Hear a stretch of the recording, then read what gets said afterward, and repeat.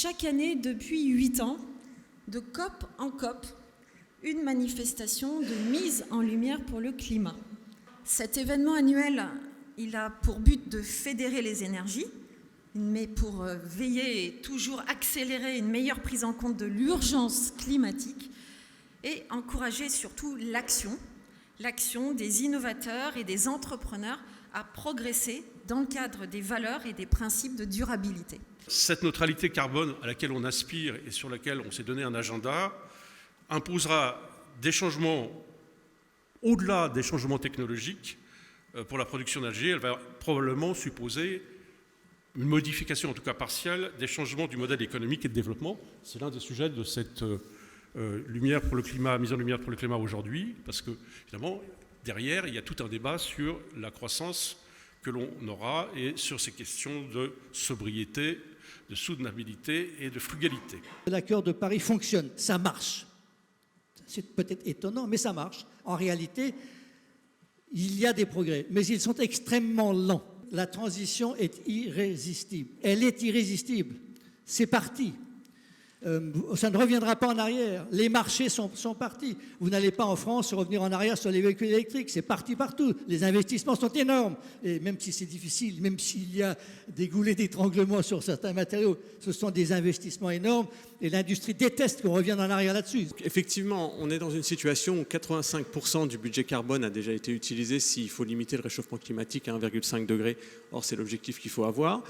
Et on a un système énergétique, même si vous dites que, effectivement, l'essor des renouvelables est une course qui est désormais lancée et qui ne pourra pas être arrêtée, le système énergétique mondial, il est quand même à 80% d'origine fossile, et le système électrique mondial, lui, est à plus de 60% d'origine fossile. Donc, il faut agir très vite et accélérer le mouvement qui est engagé. Une transition énergétique qui n'assure pas la compétitivité des entreprises, la souveraineté énergétique et la sécurité d'approvisionnement, c'est une transition écologique qui n'est pas réussie. Le but, c'est pas de faire de l'Europe un îlot décarboné, sans industrie, avec un chaos social et puis sans entreprise.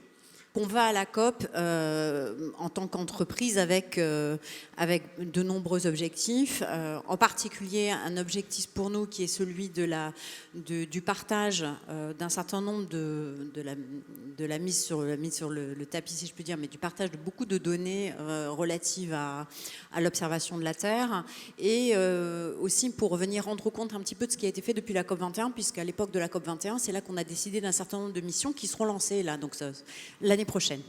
Et on est dans ce changement de paradigme aujourd'hui. On n'est plus véritablement dans la phase de négociation, mais on est vraiment dans de l'ambition à l'action. Donc on a besoin maintenant de solutions concrètes, donc c'est ce que l'on fait. Alors justement, parlez-nous un petit peu des solutions concrètes qui pourraient être des réponses face à l'ensemble des besoins et ceux dont on parlait auparavant. C'est des solutions qui sont écosystémiques, donc qui se font principalement avec d'autres partenaires business et des instituts de recherche technologique. Donc on a travaillé dans le passé sur beaucoup de solutions de mobilité comme la navette autonome. On travaille là actuellement par exemple sur des questions de multimodalité. Donc on travaille sur un véhicule à la fois qui est sur la route et sur les rails qui s'appelle Flexi avec le groupe SNCF pour permettre de rapprocher le périurbain et le rural du monde urbain et des villes. Donc on traite les questions de manière systémique. On regarde beaucoup plus favorablement une start-up qui va répondre à un enjeu crucial sur le plan réglementaire qu'une start-up qui va juste se reposer sur de la conscience ou de l'éco-conscience citoyenne. On voit vraiment émerger des très belles start-up industrielles. En France, on a quand même des ingénieurs assez exceptionnels, des écoles exceptionnelles, des filières exceptionnelles. Et on voit des boîtes qui peuvent prendre un avantage technologique très fort pour réinventer une industrie locale en profitant de ce bouleversement du monde qui est vraiment ce développement durable, cet impact climatique qui, pour moi, et c'est ce que croient beaucoup de nos startups, est beaucoup plus fort que la digitalisation qu'on a vue ces 20 dernières années. Et les États-Unis ont été leaders de cette vague digitale, mais je pense qu'en Europe, on peut avoir une chance, peut-être, d'être les leaders de cette vague du nouveau monde. Pour moi, il n'y a pas de mystère. Ce sont les entreprises qui vont réussir la transition. En France, il se passe quelque chose.